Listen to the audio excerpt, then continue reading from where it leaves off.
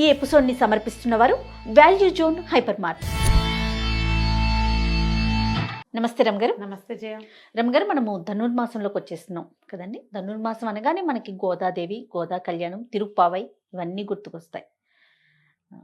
నిజం చెప్పాలంటే గోదాదేవి దర్శనానికి మనం వెళ్దాం అనుకున్నాం. అవును, వెళ్ళలేకపోయాం. కానీ కాకపోతే మనం ఏదిలాబాద్ లో ఉన్న గోదారంగనాథ స్వామి వినాయక స్వామిని మాత్రం దర్శనం చేసేసాం. ఎంత బాగుంది కదా రమగారు. గుర్తు తెచ్చుకుంటుంటే క్యూట్ గా ఉంది, ఎంత చక్కగా తల్లి ఉన్నారో. ఎంత బాగున్నారు. ఆలయ ప్రాంగణం కూడా చూడండి, చాలా ప్రశాంతంగా ఉంది జయ. నేను అస్సలు ఎక్స్పెక్ట్ చేయలేదండి. మీరు అన్ని సార్లు అన్నా కూడా అంత అలా ఉంటది అనుకోలేదు. భలే ప్రశాంతంగా నిజంగా చాలా బాగుంది. తర్వాత ఒక అక్షయ పాత్ర ఇచ్చారు, చూసారా రమ్మగారు? మనకి అక్షింతలు వేశారు చూడండి. అది కొన్ని వందల సంవత్సరాలు, అంటే 600 సంవత్సరాల పైదేనట రమ్మగారు. అవునంటే మనకు అప్పుడు అంత స్పష్టత ఇవ్వలేదు కాబట్టి మనం దాని గురించి మాట్లాడలేకపోయాము. అక్షింతలు వేయడానికి తీసుకొచ్చారు. అవును, నాకు తర్వాత జ్ఞాపకం వచ్చింది జయ. నేను ఫస్ట్ టైం వెళ్ళినప్పుడు, రెండోసారి వెళ్ళినప్పుడు నాకు గుర్తుండి, ఇది అక్షయ పాత్రని మేము మొదట దీన్ని దేవాలయం కోసం నిధులు సేకరించినప్పుడు ఈ అక్షయ పాత్రలోనే బియ్యం అవి కూడా వేస్తారని అలా ఏదో చెప్పారు.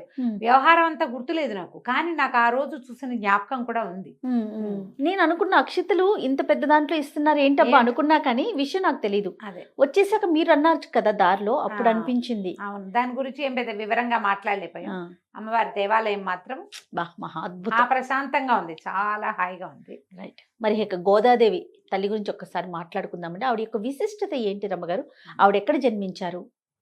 ఆవిడ ప్రయాణం ఎలా సాగింది? శ్రీరంగానికి దగ్గరలో, మరీ దగ్గర కాదు, ఒక మాదిరి దగ్గరలో ఉన్న శ్రీవిల్లిపుత్తూరులో జన్మించారు గోదాదేవి. అయితే పన్నిద్దరు ఆళ్వార్లు అని ఆళ్వార్ల గాథలు వింటుంటాం మనం. మహావిష్ణు భక్తులుగా వైష్ణవ సాంప్రదాయాన్ని ముందుకు తీసుకెళ్లిన వాళ్ళని ఆళ్వార్లు అంటారు. వీళ్ళు 12 మంది. ఆ 12 మందిలో ఒక ఆమె గోదాదేవి. ఈవిడ కూడా 11 మంది పురుషులైతే 12వ ఆవిడ ఈవిడ. అయితే ఈమె యొక్క తండ్రి అయిన విష్ణు చిత్తులు పెరియాళ్వారుగా ప్రఖ్యాతులు. పెరియాళ్వారు గారి ఔరస సంతానం కాదు గోదాదేవి. ఆయనకి తులసి వనంలో లభించిందట అమ్మ. తులసి వనంలో ఒక తులసి చెట్టు మొదట్లో పసిపాపగా దర్శనం ఇచ్చిన గోదాదేవిని ఆయన పెంచుకున్నారు.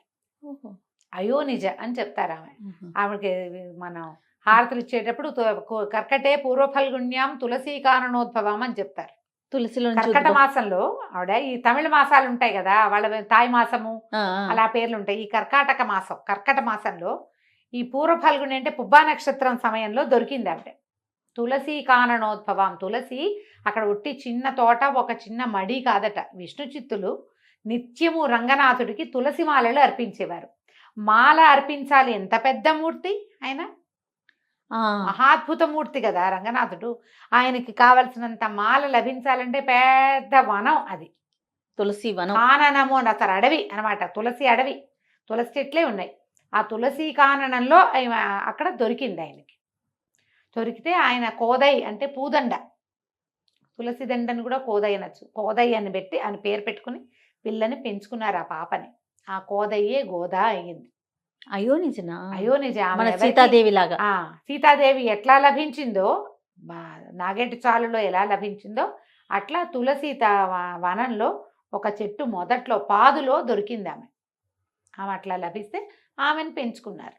శ్రీవిల్లిపుత్తూరులో ఒక కృష్ణాలయం ఉంది, ఒక కృష్ణమూర్తి.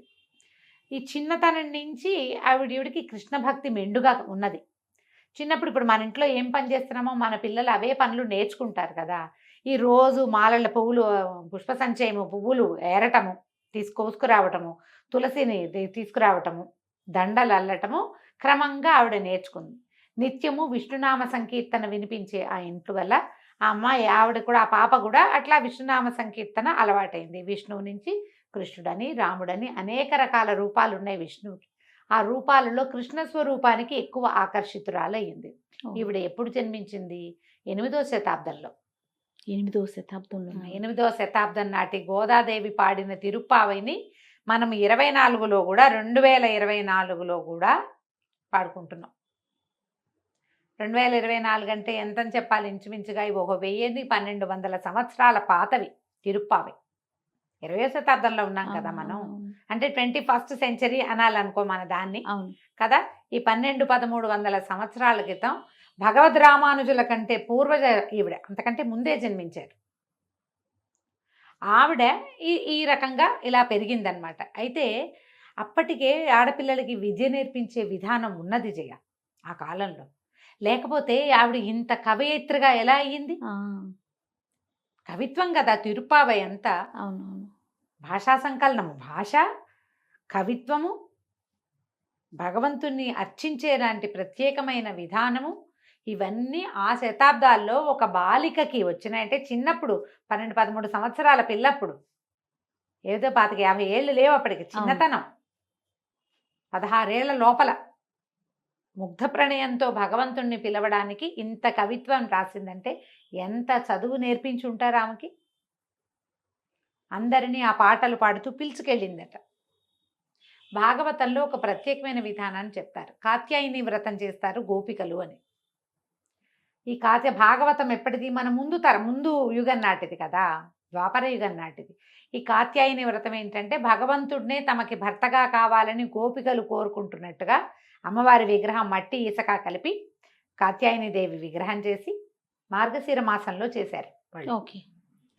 చేసుకుని రోజు అర్చన చేసి చెరువుకి వెళ్ళటం, యమునా నదికి వెళ్ళటం, స్నానాలు చేయటం, అమ్మవారిని విగ్రహం చేసుకోవటం, ఆమెను పూజించడం యథాశక్తిగా, మళ్ళీ ఇంటికి తిరిగి వచ్చేయటం, మళ్ళీ మర్నాడు పొద్దున్నే నది స్నానం చేయటం, గోపికలందరూ కలిసి వెళ్ళి కాత్యాయని వ్రతం చేశారని స్పష్టంగా చెప్పబడి ఉంది.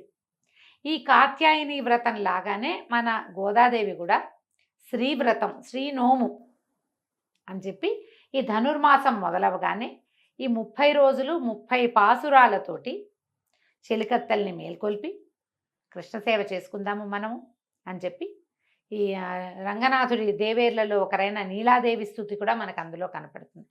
రోజుకు ఒక రకంగా ఆయనని వర్ణించటము, అతనిని పూజించడం వల్ల మనకేం లభిస్తుందో చెప్పటము, ఒక్కొక్క పాసురంలోనూ ఒక్కొక్క అర్థం, దాదాపుగా 8 లైన్లు ఉన్నటువంటి ఒక్కొక్క దాంట్లో 8 లైన్స్ ఉన్నాయి. 30 పాసురాలు ఆమె పాడింది. ఆమె పాడిన ఆ పాసురాలని జనం అంతా పాడుకున్నారు. అయితే ఈవిడ ప్రస్తుత గాథలోకి వస్తే ఈవిడ ఏం చేసేది, కొంచెం వ్యక్తత వచ్చిన తర్వాత స్వామి వారి కోసం అల్లిన మాలను చూస్తే ఒక వ్యామోహం కలిగేది, ఆమెకు సంతోషం కలిగేది. ఆయననే తన భర్తగా భావించేది కృష్ణ స్వరూపాన్ని. ఆ పరమానందంలో ఆ మాల ధరించి చూసుకుని తన మీద చూసుకుంటే తనలాగానే స్వామివారు ఉంటాడని. అదే అదే ఎంత వంపులు తిరిగి మాల తన మీద తిరిగి ఉందో స్వామివారి మేలు మీద కూడా అది అలాగే ఉంటుంది. ఎంత అందంగా ఉంటుందోనని అద్దాలు ఉండేవి కావేమో, ఆవిడ నీళ్లలో ప్రతిబింబాన్ని చూసుకునేదట. అద్దాలు లేకపోయి ఉండొచ్చు. అయితే ఈరోజు మాలలు వెళ్ళేవి, ఈమె వేసుకునేది, ఆ మాల వెళ్ళిపోయేది. ఒకనాడు అర్చకులు చూసి దాంట్లో ఒక పొడుగాటి కేశపాసం ఉన్నదని గమనించారు. పొడుగు వెంట్రుక. ఎప్పుడైతే ఇది గమనించారో ఏదో అపరాధం జరుగుతుంది. మామూలుగా కూడా స్వామివారికి సమర్పించే మనమే ఒక వెంట్రుక వస్తే మనం తప్పుగా భావిస్తాం. అవునవును. భగవంతుడికి ప్రత్యేకంగా పవిత్రంగా సమర్పించే చోట ఎంత పరమ పవిత్రంగా పంపాలి వాటిని. అవునండి. అప్పుడు విష్ణుచిత్తులకి తెలియజేశారు. ఆయన, నేను ఇంత జాగ్రత్తగా చేస్తా, అమ్మాయి మన ఇంట్లో ఇంత శుభ్రత ఉంటుంది, వెంట్రుక ఎలా వచ్చిందని చూసుకుని తన కూతురే అది ధరిస్తోందని తెలుసుకున్నాడు ఆయన.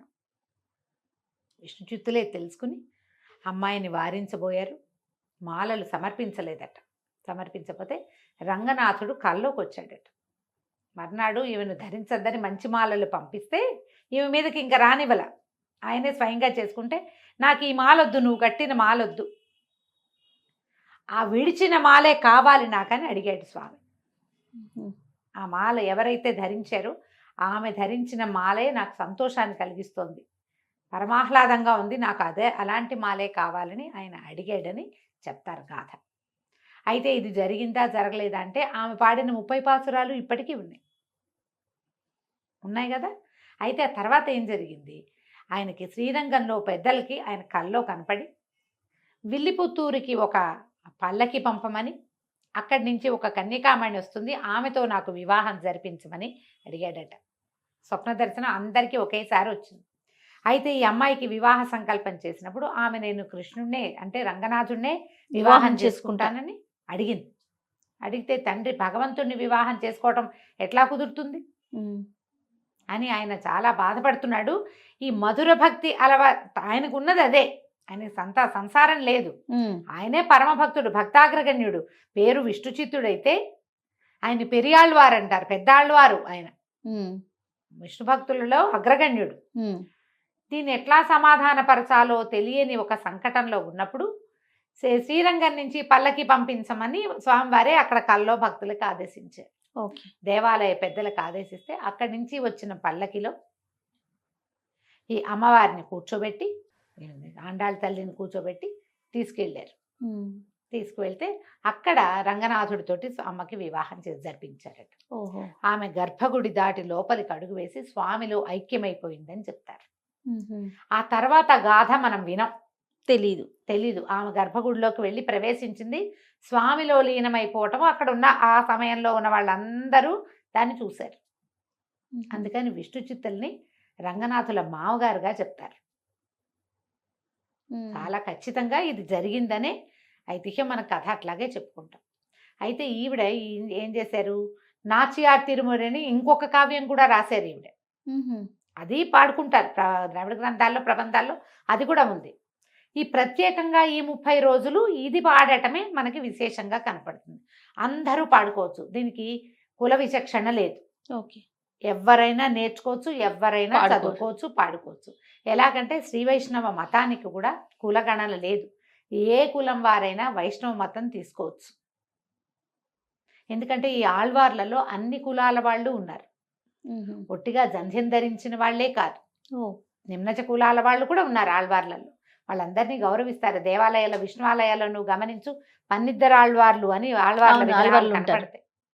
వాళ్ళందరికీ ఆళ్వార్ తిరువడిగలే శరణమని ఆళ్వార్లని మొదట మొక్కి తర్వాత భగవంతుడిని మొక్కాలి. అవును. వారిని చూశాక వీళ్ళని చూడాలి తప్పకుండా. ఆళ్వార్ సన్నిధి ఉంటే చూడకుండా రాకూడదు. వాళ్ళే ఆద్యులు, ఈ భక్తి ఈ రకమైన మార్గానికి ఆద్యులు వాళ్ళే. ఉమ్, ఉమ్. అయితే ఈ మాట ఈ పాటల్లోనే మనకి కనపడుతుంది. కూడారై అని ఒక పాసురం. ఈ కూడారై పాసురం రోజున గంగాళాల్లో పాయసం చేయించి నివేదన చేస్తారు. కాగుల్లో, బిందెల్లో, పాత్రల్లో కాదు, అది గంగాళపు షేపులో ఉంటుంది. ఆమె మొక్కుకుందట, అండాళ్ళ తల్లి 1000 గంగాళాల పాయసాన్ని నివేదన చేస్తాను నీకని మొక్కు. ఉహుం. అయితే ఆ మొక్కు తీరకముందే ఈ 30 పాసురాలు అవగానే ఆమె రంగనాథుల్లో గోదా కళ్యాణం రోజున లీనమైపోయింది. ఆమె మొక్కు అలాగే ఉండిపోయింది. ఆమె తర్వాత 200 సంవత్సరాల తర్వాత జన్మించిన భగవద్ రామానుజులు ఆ మొక్కు తీర్చారు. 1000 గంగాళాలతో పాయసం చేయించి నివేదన చేశారు స్వామికి. అబ్బా. అందుకని ఇప్పటికీ కూడా కూడారై అని కూడారై పాసురం రోజున తప్పకుండా దేవాలయాల్లో కూడా కనపడుతుంది. ఉమ్. చాలా మంది వైష్ణవులు ఇళ్లలో చిన్న గంగాళం చేయించి పెట్టుకుంటారు. వెండిదో ఇతడిదో వాళ్ళ శక్తిని ప్రకారం దాని నిండా పాయసం పోసి నివేదన చేస్తారు. కూడారై ఇది ప్రత్యేకంగా తెలుసు అందరికీ. ఓకే. తర్వాత గోదా కళ్యాణం జరిపిస్తారు. ఆ 30వ రోజున ఉమ్. గోదా కళ్యాణాన్ని జరిపించడం, అది ముందు ఇంచుమించుగా ఎప్పుడు చేస్తారు, మన భోగి పండుగ రోజున చేసేస్తారు. విశేషమైన పాసురము జరిపిస్తారు, ఈ గోదా కళ్యాణము చేయిస్తారు. అమ్మ ఈ గోదాదేవి ఆయనలో ఆ రోజు లీనమైపోయిందని కథ చెప్తారు. ఓకే. ఈ గోదాదేవి కళ్యాణం కూడా ఇప్పుడు మనకి ఏటా శ్రీరంగంలో కూడా అలాగే చేస్తారు.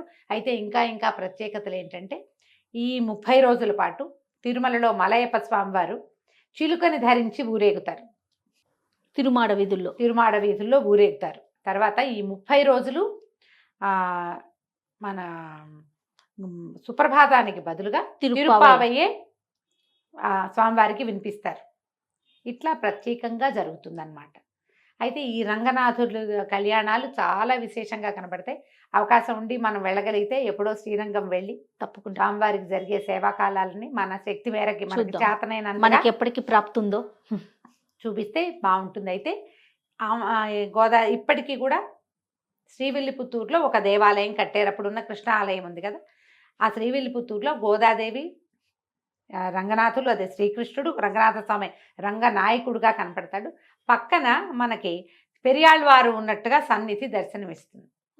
మనం అదే సన్నిధిని మనం ఎదురాబాద్లో చూసాం, అలాంటి దర్శనమే ఇచ్చేలాగా ఆళ్వార్లు కూడా పక్కనే, పెరియాళ్వార్లు కూడా కన్యాదానం చేసిన పెరియాళ్వారు కూడా పక్కనే నిలబడి ఉన్నట్టుగా మనకి దర్శనం, మామగారితో కలిసి ఉన్నారు స్వామి, అంతే కదండి. ఇవి శ్రీవిల్లిపుత్తూరులో అలాగే కనపడుతుంది. ఈ ఎవరైతే శ్రీరంగం దర్శనం చేయడానికి వెళ్తారో వాళ్ళందరూ తప్పకుండా శ్రీవిల్లిపుత్తూరుని కూడా చూడాలని చెప్తారు. తొలుత ఏ స్వరూపానైతే గోదాదేవి అర్చించి ప్రేమించిందో ఆ కృష్ణ స్వరూపం అక్కడ ఉన్నది. గోదాదేవి ఏదో దీంట్లో కొంచెం ముందు వెనకలు పాట భేదాలు చిన్న చిన్న వాక్యాలు తేడాలు ఉంటాయమ్మా. ఎటుపోయి ఎటు వచ్చినా గోదాదేవి సారాంశం అయితే ఇదే. సారాంశం అయితే ఇదే. విష్ణు చిత్తుల వారి పుత్రిక, ఆమె అయోనిజ, తులసీవనంలో దొరికింది, రైట్. పాసురాలు వాడింది. ఆవిడ చెప్పినటువంటి ద్రవిడ ప్రబంధమైన దీనిని తిరుప్పావైని ఈ 30 రోజులు శ్రీ వైష్ణవులు అందరూ చెప్పుకుంటారు. అదేది రాని వాళ్ళు చక్కగా తెల్లవారుజామున చేసేటువంటి ప్రసాదం పుచ్చుకుంటారు. ఏంటంటే తిరుప్పావై వేద సమానమైనది. వేద మంత్రాలు ఉచ్చారణ ఎప్పుడు చేయాలి? తెల్లవారుజామున పొద్దున్నే సూర్యోదయానికంటే ముందే మొదలు పెట్టాలి. అందుకని తిరుప్పావైని కూడా ఈ తెల్లవారుజాము కంటే ముందే పొద్దున్నేనే చేయాలంటారు. సాయంకాలంలో తిరుప్పావై అనుసంధానం చెయ్యరు ఎవరు. అవును, అది అనుసంధానం చేయవలసింది తెల్లవారుజామున. ఈ 30 రోజులు తిరుప్పావైని అనుసంధానం చేసుకునే వాళ్ళు, అవకాశం ఉన్నవాళ్ళు, చేతొచ్చిన వాళ్ళు, ఆ సంప్రదాయంలో ఉన్నవాళ్ళు దాన్ని అనుసంధానం చేసుకుంటారు. లేదా కనీసం దేవాలయాలకు వెళ్ళి దర్శనం చేసుకుని తీర్థము ప్రసాదము పుచ్చుకుంటారు. ఎవరి అవకాశం ఉంటే వాళ్ళు విష్ణు ఆలయాలన్నిట్లలోనూ చక్కటి చక్కెర పొంగలి, చక్కటి వెణ్పొంగలి, దధ్యోదనము ఇలాంటివి తయారు చేస్తారు. స్వామివారికి నివేదన చేస్తారు. కూడారై పాయసం దొరికే అవకాశం ఉన్నవాళ్ళు మరీ అదృష్టవంతులు. నమస్తే. నమస్తే జయ.